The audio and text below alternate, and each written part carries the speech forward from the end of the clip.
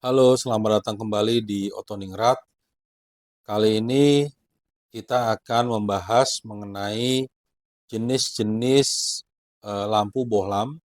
Nah, sebelum melanjutkan video ini, jangan lupa teman-teman untuk klik tombol subscribe dan jangan lupa juga untuk menyalakan loncengnya agar teman-teman bisa selalu mendapatkan update info terbaru seputar dunia otomotif dari Otoningrat.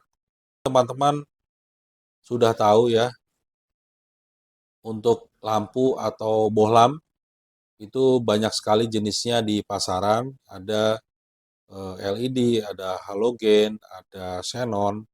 Nah, itu bedanya apa? Kemudian cara kerja secara sederhananya seperti apa? Mari kita lihat. Nah, ini jenis lampu bohlam yang sekarang ada di pasaran.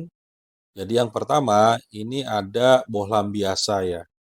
Dalamnya menggunakan filamen yang bahan dasarnya dari tungsten. Jadi tungsten ini memiliki titik leleh sekitar 3.400 derajat Celcius. Tapi dengan syarat tidak ada oksigen ya. Jadi kalau misalkan ada oksigen, maka tungsten ini titik melelehnya akan turun. Saat dialiri arus listrik, ini nanti si filamen tungstennya dia akan berpijar, kemudian pijaran dari elemen tungstennya itu bisa menghasilkan cahaya. Filamen tungsten ini dibungkus dengan kaca yang kedap tanpa oksigen agar filamen tungsten dapat berpijar maksimal dengan sempurna tanpa meleleh. Jadi kalau ada oksigen di dalam tabung kacanya, ini bisa menyebabkan tungstennya itu meleleh di temperatur yang rendah.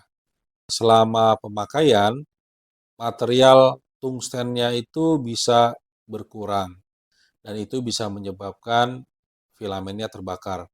Kalau teman pernah lihat bohlam biasa putus, itu biasanya warna hitam karena itu terjadi akibat dari terbakarnya filamen. Kemudian yang berikutnya ini ada bohlam tipe halogen. Ini di dalamnya ditambahkan gas iodin atau bromin untuk membuat titik leleh dari filamennya itu menjadi lebih tinggi.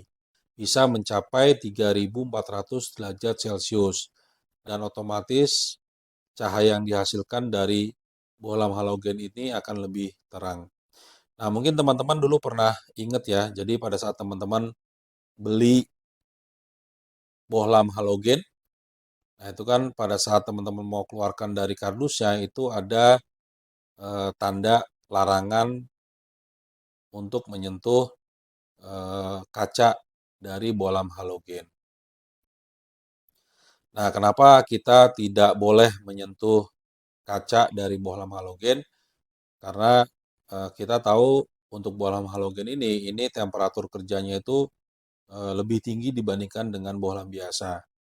Nah, kalau teman-teman pegang kaca bohlam halogen, itu nanti minyak yang dari tangan teman-teman itu bisa menempel di kaca bohlam halogen. Nah, pada saat si bohlam halogennya itu menyala, akan menyebabkan pemuaian di kaca bohlam halogennya menjadi tidak rata. Biasanya permukaan kaca yang terkena minyak itu temperaturnya bisa menjadi lebih tinggi. Nah, proses perbedaan muai yang berbeda itu bisa menyebabkan kaca bohlam halogennya bisa jadi pecah. Contoh, mungkin teman-teman pernah mengalami gelas habis dipakai buat air es gitu ya. Kemudian kita cuci, kita pakai buat bikin kopi, isi air panas, yaitu tiba-tiba gelasnya retak dan pecah gitu ya. Nah, kenapa bisa terjadi seperti itu? Itu akibat dari proses pemuaian gelas yang tidak merata. Kemudian yang berikutnya, ini ada bohlam lampu jenis xenon. Di dalam bohlam xenon, ini ada tabung kuarsa. yang di dalamnya itu diisi gas xenon. Jadi pada saat bohlam ini dikasih arus listrik, maka akan terjadi loncatan bunga api. Seperti petir, terjadi loncatan listrik di antara dua filamen tungsten. Nah, pada saat terjadi loncatan listrik, ini gas xenonnya dia juga akan menyala. Untuk bohlam xenon ini memerlukan tambahan alat yaitu balas karena memang untuk bohlam xenon ini dia memerlukan tegangan yang lebih tinggi agar bisa menghasilkan loncatan bunga api di dalam tabung kuarsa yang berisi gas xenon. Nah, untuk bohlam xenon ini memang 4 kali lebih awet dibandingkan dengan bohlam halogen, tetapi kekurangannya adalah dia memerlukan waktu untuk menyala. Jadi kalau misalnya teman-teman pernah lihat mobil yang pada saat lampu headlampnya dinyalakan, itu terangnya lambat gitu.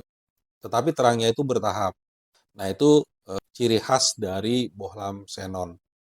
Nah, makanya untuk mobil-mobil yang menggunakan xenon biasanya untuk lampu jauhnya dia menggunakan tambahan flap untuk menggerakkan reflektor. Nah, itu biasanya digerakkan menggunakan motor.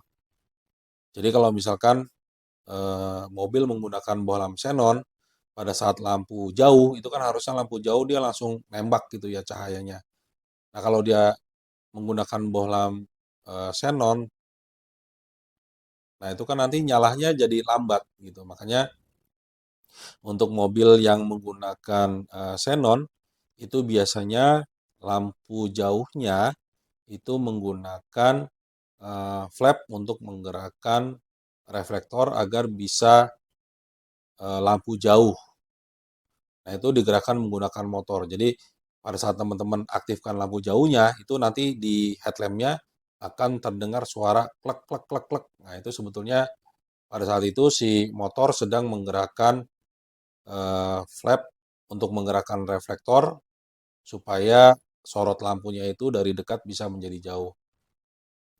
Kemudian yang berikutnya, bohlam lampu yang model LED atau dioda. Jadi sebetulnya LED itu merupakan keluarga dioda ya. Jadi dioda itu bahan semikonduktor. Nah, ini LED, jadi dia bahan semikonduktor yang dia akan menyala pada saat dialiri arus listrik. Kemudian LED dia tidak menghasilkan panas pada saat bekerja, dia akan lebih awet 100 kali dibandingkan dengan bohlam biasa. Kemudian lebih tahan terhadap getaran karena memang di dalamnya itu tidak ada filamen. Kemudian lebih hemat listrik. Jadi kalau konsumsi listriknya itu lebih hemat, maka dan bisa mengurangi konsumsi bahan bakar. Kemudian, nah ini teknologi terbaru laser light gitu ya. Jadi laser light ini sebetulnya sumber cahayanya itu dari laser dioda. Jadi kalau kita lihat di sini nih contohnya ada 3 laser dioda. Nah, pada saat laser dioda ini dialiri arus listrik, maka dia akan menghasilkan cahaya biru. Kemudian cahaya biru diubah menjadi cahaya putih oleh fosfor elemen. Cahaya putih lalu dipantulkan oleh deflection mirror ke bagian depan kendaraan. Keuntungan dari laser light ini adalah yang pertama lebih terang, kemudian lebih aman dalam berkendara karena pandangan pengemudi jadi lebih leluasa. Kemudian desainnya lebih ringkas sehingga lebih mudah dalam mendesain headlamp dan juga pastinya lebih hemat listrik. Jika lebih hemat listrik, sudah pasti lebih bisa menghemat bahan bakar. Oke, mungkin itu dulu sharing dari kami.